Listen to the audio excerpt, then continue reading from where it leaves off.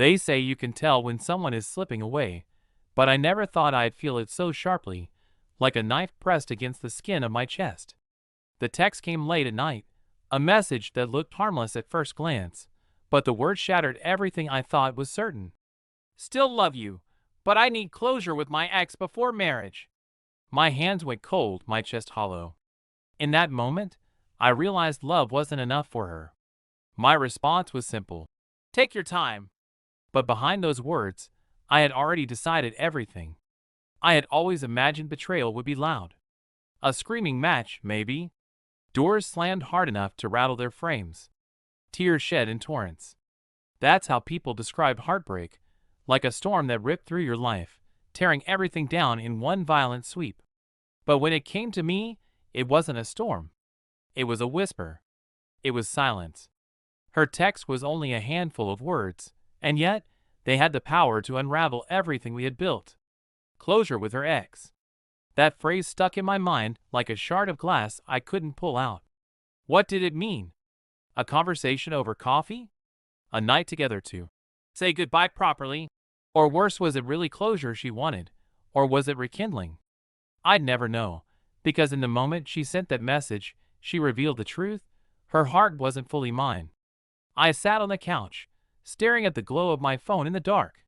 She was only a few miles away, probably lying in bed, thinking she delivered some kind of thoughtful, reasonable message. I wondered if she expected me to nod and say, "Of course, sweetheart. Take as long as you need. I'll just sit here waiting while you go revisit old flames." Instead, I sent her 3 words that carried the weight of finality. Take your time.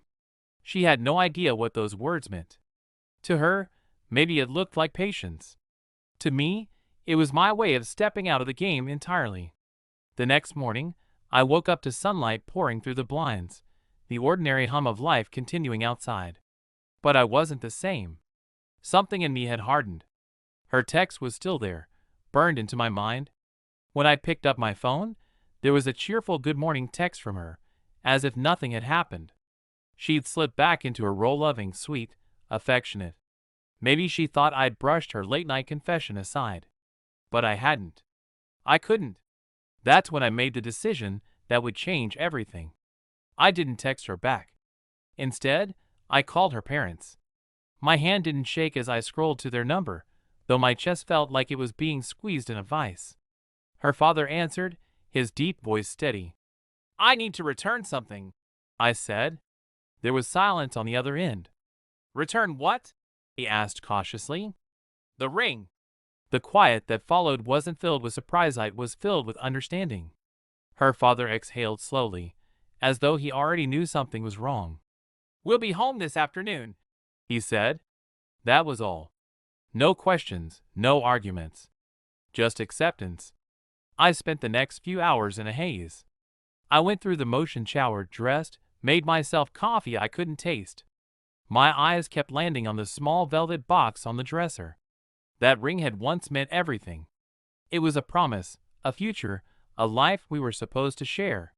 Now, it felt like a weight, something poisonous I needed to release.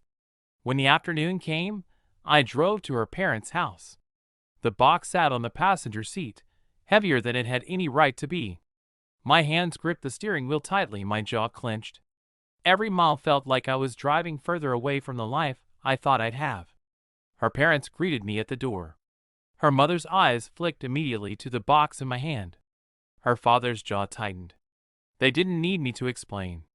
"She needs closure," I said quietly, placing the ring on the table. Her mother's lips parted, questions brimming in her eyes.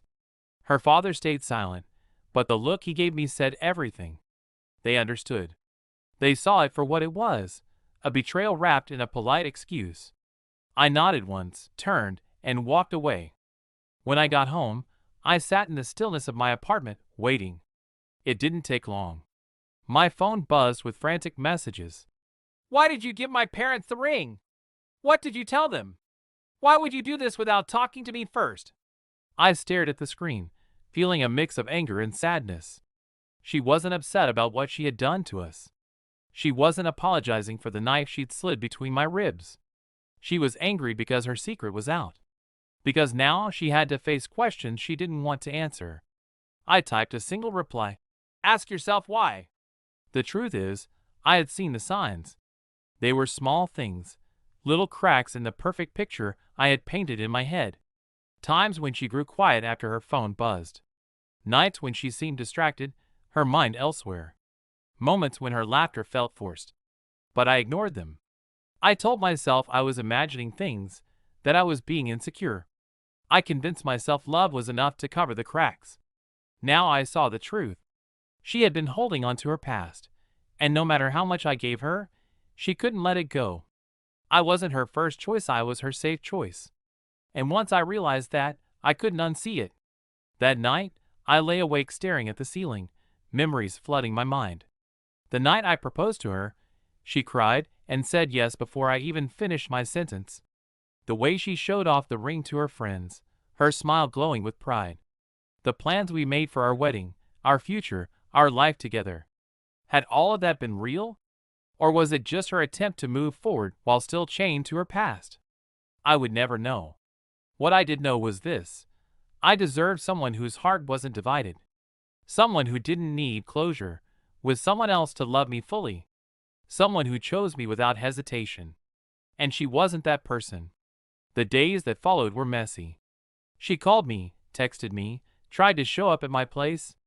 I didn't answer. I had nothing left to say. Each attempt she made only confirmed the choice I had made. She wasn't fighting for mesh, was fighting for control. For the image she wanted to maintain. For the comfort of knowing I'd always be there waiting, even if she wavered. But I wasn't waiting anymore.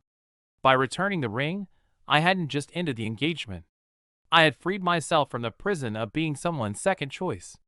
And for the first time in a long time, I felt a sense of peace. The messages didn't stop. At first, they came in waves, questions, accusations, desperate pleas. Then they turned into long paragraphs, each one shifting tone, apologetic, then defensive, then romantic, then furious. I read them all, even though I didn't reply. I just needed clarity, not because I don't love you. You're overreacting. This isn't worth throwing everything away. Do you even realize how much I've done for us? For you? I can't believe you'd humiliate me by giving the ring back to my parents. Her words had a pattern. None of them addressed what really mattered, that she had openly admitted she wasn't ready to marry me without first chasing a ghost from her past. I stayed quiet. I thought silence would end it. But silence only made her more frantic. 3 days after I'd returned the ring, she showed up at my apartment. The knock on my door was sharp and patient. I didn't have to ask who it was, I knew. I hesitated, staring at the door, debating whether to open it. My heart pounded. Part of me wanted answers, wanted to look into her eyes, and ask how she could do this. The other part wanted nothing more than to leave her standing outside in the cold hallway, wondering why she no longer had access to me. Eventually, I opened the door. She stood there, makeup smudged from crying, her hair unkempt in a way I'd never seen before. Normally, she was immaculate, always put together. This version of her was raw, desperate, almost unrecognizable. Why are you doing this? She demanded the second I opened the door. I'm not the one who did this, I said quietly. Her face twisted. It was one text. One moment of doubt. You're seriously ending everything over that? I stepped aside, letting her in. She brushed past me, pacing the living room like a caged animal. I shut the door and leaned against it, watching her. You don't understand, she continued. It wasn't about choosing him over you. It was about closure. About ending the chapter of my life properly so I can move forward with you. I let her words sink in before responding. If you needed him to end your past, then you were never really ready to build a future with me. She froze, her eyes darting to mine. For a moment, I saw guilt flicker there. But then she shook her head. No, that's not true. I love you. I chose you. Did you? I asked. My voice was steady, but my chest burned. Or did you just settle for me while keeping one foot in the past? Her lip trembled. She tried to speak, but no words came. We sat in silence for a long time. She eventually collapsed onto the couch, burying her face in her hands. I stayed where I was, arms crossed, watching the woman I thought I knew unravel in front of me. "Do you know what it feels like?" I finally said. "To realize the person you wanted to spend your life with is still wondering about someone else." She lifted her head, eyes red and wet. "It wasn't like that. It was exactly like that." The silence that followed was heavier than anything we'd said. I thought back to all the little red flags I had ignored over the years. The time she would go quiet after getting a message on her phone. The way she would dodge questions about her past, saying, "It doesn't matter anymore." The hesitation in her voice when we talked about long-term plans. I'd told myself I was imagining things. That love meant trusting even when doubts crept in. That everyone has a past, and it was unfair of me to expect her to erase it. But now I understood. It wasn't about erasing the past, it was about her being honest about whether she was truly finished with it. And she wasn't. She stayed for nearly an hour that night, trying to explain, trying to rewrite the meaning of her words. But the more she spoke, the clearer it became to me. She wasn't sorry for what she said. She was sorry that I reacted to it. She was sorry she'd been caught between two worlds and forced to choose. When she finally left, she begged me to think about it. I told her I already had. The following week was strange. Part of me expected her to fade from my life, to accept the ending and move on. But she didn't. Instead, she seemed to double down. She sent flowers to my office. She left voicemails telling me she loved me, that she couldn't imagine her life without me. She messaged mutual friends, asking them to talk to me on her behalf. It was suffocating. What had once been love now felt like obsession. One night, a close friend of mine invited me for drinks. He didn't waste time. "I saw her," he said, leaning across the table. My stomach tightened. "Where?" "At a cafe downtown. With him." I knew immediately who him was. Her ex. The one she needed closure from. My friend's voice was careful. "They weren't just talking, man. They looked close. Too close." I gripped my glass so hard I thought it might shatter. A bitter laugh escaped me. "Of course." When I got home that night, I sat in the dark for hours, replaying everything in my head. Her frantic messages. Her sudden insistence that I was the one she wanted. The way she spun her story to make it sound like I was overreacting. And all the while, she had been seeing him. It wasn't closure she wanted. It was options. She wanted me waiting in the wings while she revisited whatever spark she thought she had left with him. If it worked out, she'd vanish without explanation. If it didn't, she'd come crawling back to me, expecting me to pick up the pieces. I wasn't going to be anyone's backup plan. The next time she texted me, I didn't hold back. "I know about the cafe," I wrote. "You got your closure. Don't come back here again." She called immediately, her voice panicked, trembling. "It wasn't what you think. Please, you have to believe me." But I didn't. For the first time since this whole mess began, I felt clarity. That night, lying in bed, I thought about what love really meant. It wasn't supposed to feel like this. Love wasn't supposed to be a battlefield where one person fought to hold on, while the other kept looking over their shoulder at the past. Love was supposed to be steady, mutual, whole. I realized then that what I felt wasn't just heartbreak. It was betrayal, yes, but it was also relief. Relief that I had seen the truth before I signed papers, before vows were exchanged, before our lives became so tangled that walking away would be impossible. I had been spared. And now, I had a choice, to keep looking back at the wreckage or to start walking towards something new. The night I told her not to come back, I thought it would end there. I thought silence would be the final nail, that she'd accept the coffin I'd buried our relationship in. But I underestimated her. Desperation has a way of clinging tighter when you finally pull free. The messages grew darker. No more flowery words about love. No more promises of change. Instead, her texts became demands. "You owe me an explanation. You can't just walk away after everything we've been through. If you think you can embarrass me like this and move on, you're wrong." There it was, the mask slipping. For months, maybe years, I'd been blinded by her charm, her warmth, the illusion of devotion. But when people are cornered, they show you who they really are. And what I saw wasn't love. It was control. One evening, as I sat alone in my apartment, phone buzzing relentlessly on the table, I felt something shift in me. I wasn't the man she had left behind anymore. The grief, the shock, they had burned away, leaving something sharper. A quiet clarity. If she thought she could toy with me, keep me as her safety net while she danced with ghosts, she was about to learn otherwise. That was the moment the idea of revenge first took root. Revenge didn't mean screaming at her in public or destroying her reputation overnight. That would be too easy, too obvious.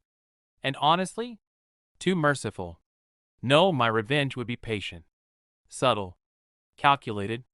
She had chosen to treat me like a backup plan. My plan was simple. I would show her what it felt like to lose someone who had already slipped out of her hands. To watch me move forward, stronger, untouchable, while she drowned in the consequences of her own choices. And I wouldn't lift a finger to save her. The first step was cutting off every avenue she had into my life. I changed my number. Blocked her on every platform. Informed mutual friends that I didn't want updates or messages passed along. Those who respected me agreed. Those who didn't, I distanced myself from. The silence must have driven her mad. I could imagine her pacing her apartment, phone clutched in her hands, trying to call me, only to hear the robotic tone of rejection. The thought gave me a twisted satisfaction. But I wasn't done. For weeks, I focused on myself. I hit the gym harder than ever before. The physical pain became a release, a way to burn out the lingering poison she'd left inside me. Every drop of sweat was another piece of her washing away.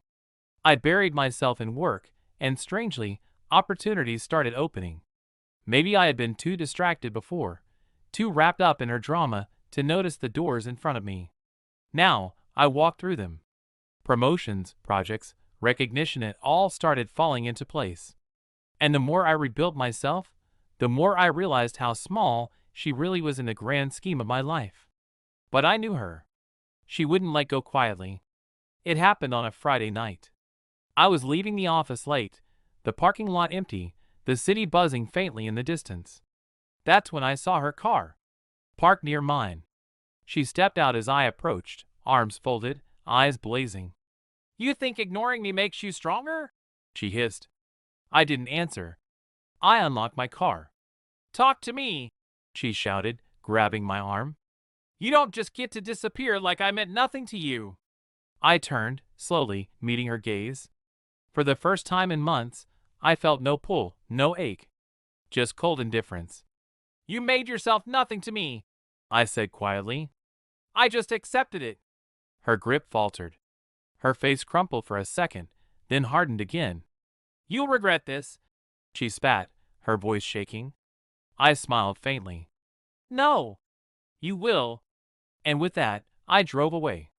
The next phase of my plan wasn't something I had to execute directly. All I had to do was step aside and let her destroy herself. Word had started spreading already. People whispered. Friends asked questions she didn't want to answer. Why had the engagement ended? Why did I look like I was thriving while she seemed to unravel? I never spoke ill of her. Not once. I didn't need to. People draw their own conclusions when silence is louder than lies. Then came the rumor that confirmed everything. She wasn't just meeting her ex for closure. They were back together. At first, hearing it stung. But then, it felt like vindication. Proof that my instincts had been right all along. She hadn't wanted closure, she wanted options. And in choosing him, she had chosen wrong. Because while I was rising, she was sinking. Her ex wasn't the man she remembered from years ago. He hadn't grown, hadn't changed. Within months, people whispered about their fights in public, his jealousy, his temper. The fairy tale she thought she'd resurrected was rotting from the inside. And I was free. One night, a mutual friend texted me against my wishes. "You dodged a bullet, man. She's a mess." I stared at the message for a long time before replying. I know. That was the closest thing to revenge I could have asked for not orchestrating her downfall, but watching her engineer it herself. But I wasn't done. because part of me wanted her to see Minute just hear about me but truly see the life she had thrown away. And I had just the plan for that. I didn't plan to see her again. By then, I had cut every tie, closed every door. But fate, or maybe irony, has a way of putting people exactly where they need to be. It happened at a wedding. Not ours, obviously. A mutual friend's. I had debated not going, knowing she might be there, but I decided to anyway. I wasn't the man I used to be, a broken, hollow version she had left behind. No, this time, I was walking in on my own terms. When I arrived, people noticed. I had lost weight, built muscle, carried myself with a calm confidence I hadn't felt in years. The suit fit better than I remembered. The compliments came easy. And then I saw her. She froze when our eyes met. For a second, I thought she might look away, hide. But she didn't. She stared, her smile twitching at the edges, eyes wide as if she didn't recognize me. She wasn't glowing like she used to. There were shadows under her eyes, her posture tense, her dress beautiful, but hanging on her like armor she no longer knew how to wear. And then I noticed him. Her ex. He looked like a ghost, unkempt, restless, glaring at her every move. His hand clamped around her wrist a little too tightly as they walked in. People whispered. That's when I realized the truth. She hadn't traded up. She hadn't even traded sideways. She traded down. And now, standing across the room, she was staring at me like I was a reminder of the life she had thrown away. The speeches, the laughter, the music, they all blurred into the background. The moment belonged to us, even though we weren't together. She tried to approach me once, weaving through the crowd. I didn't move. When she got close, her ex tugged her back sharply, muttering something under his breath. Her face flushed with embarrassment, her eyes darting to mine for help. But I didn't flinch. I wasn't her savior anymore. Over the following weeks, I noticed a pattern. It wasn't coincidence. She started showing up in places she knew I'd been at, working events, social gatherings, even the cafe near my office. Sometimes she'd pretend it was chance, offering a quick smile and a polite nod. Other times, she tried to strike up conversations, probing, searching for cracks in my indifference. But there were none. Every time she saw me, she also saw the life she could have had. My career climbing, my confidence solid, my circle of friends widening. Meanwhile, I'd hear whispers about her. The fights with her ex that spilled into public view. The tears at gatherings when she thought no one was looking. The way she'd drink a little too much and talk about mistakes. She had become her own punishment. And I was the mirror she couldn't escape. One night, at another mutual gathering, I was talking with a woman I had recently met. She was different, confident, sharp-witted, with a smile that felt genuine in a way I hadn't felt in years. As we laughed over a story, I noticed her watching from across the room. Her eyes narrowed, her jaw clenched, and for the first time, I saw jealousy flicker in her expression. It was almost poetic. She had thrown me aside to chase a ghost, and now, seeing me happy without her, she couldn't stand it. That was when I realized my revenge didn't need to be elaborate. It didn't need to be cruel. It just needed to be undeniable. My happiness was the sharpest blade. Still, I couldn't resist sharpening the edge a little more. At the next event, when I knew she'd be there, I didn't go alone. I walked in with the new woman at my side, her arm looped casually through mine. We weren't officially anything yet, but it didn't matter. What mattered was the look on her face when she saw me, a flicker of pain, quickly masked by a forced smile. Her ex wasn't there that night. She stood alone, nursing a drink, glancing our way more than once. I didn't approach her. I didn't need to.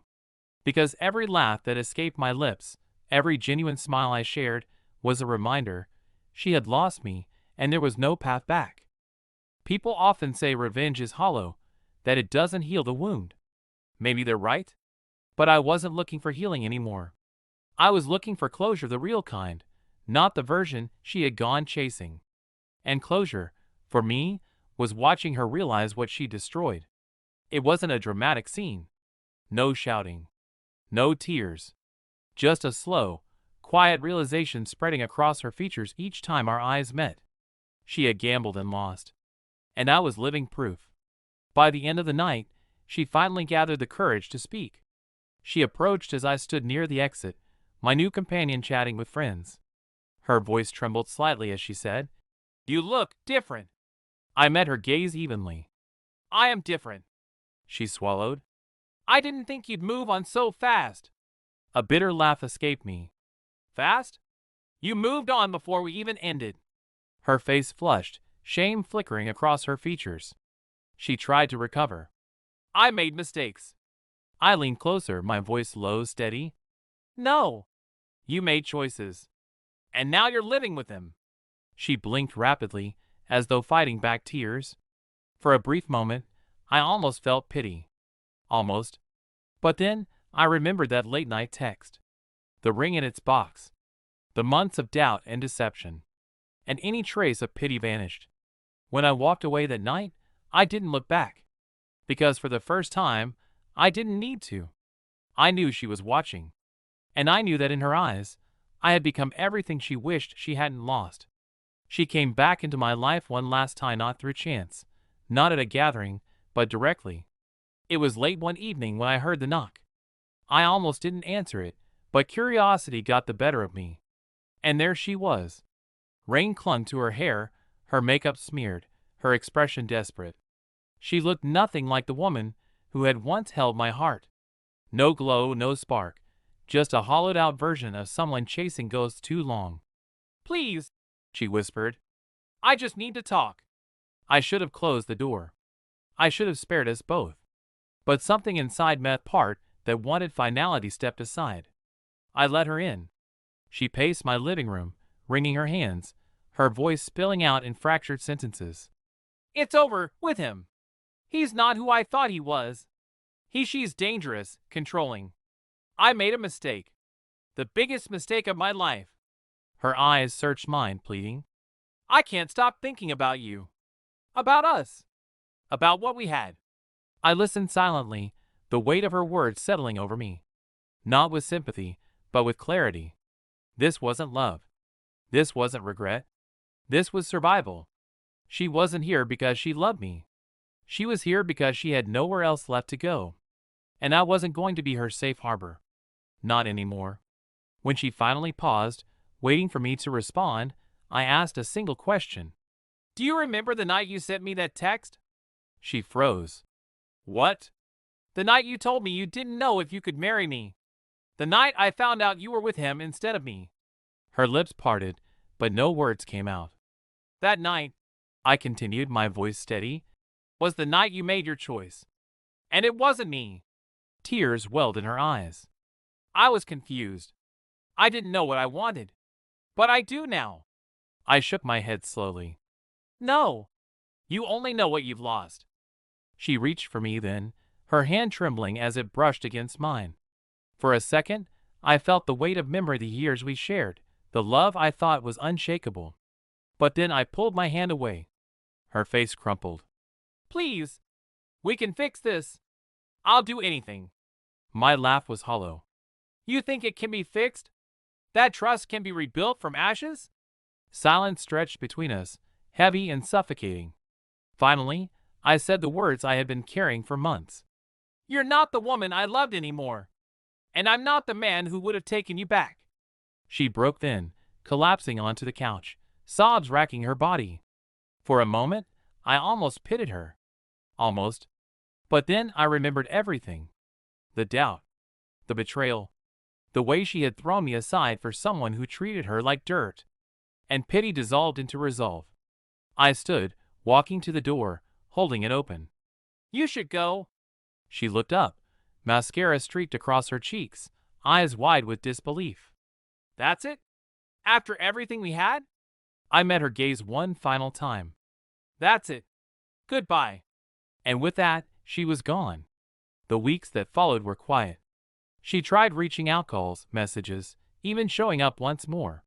But I never answered. I had given her my goodbye, and I wasn't about to repeat it. Instead, I focused on my life. My career continued to rise. My circle of friends grew tighter, stronger. The woman I'd met, the one with the sharp wit and genuine smile, became more than just a companion. With her, Things felt easy, honest, real. And slowly, the ghost of my ex faded into the background. The last time I saw her was months later. I was walking through the city with my new partner when I spotted her across the street. She looked worn, older somehow, her eyes carrying the weight of choices she couldn't undo. Our eyes met for just a second. There was no anger there, no desperation, just regret. Pure, unfiltered regret. I didn't smile. I didn't wave. I just turned back to the woman at my side, her laughter filling the air, and kept walking. Because that was the real revenge, not anger, not bitterness, but living a life so full, so free, that she couldn't touch it. People often ask me if I regret not taking her back, if I ever wonder, what if? The answer is simple. What if she hadn't betrayed me? What if she had chosen differently? Maybe, but she didn't. She made her choice. And so did I. I chose myself, my future, my peace, and in the end, that choice was the sweetest revenge of all.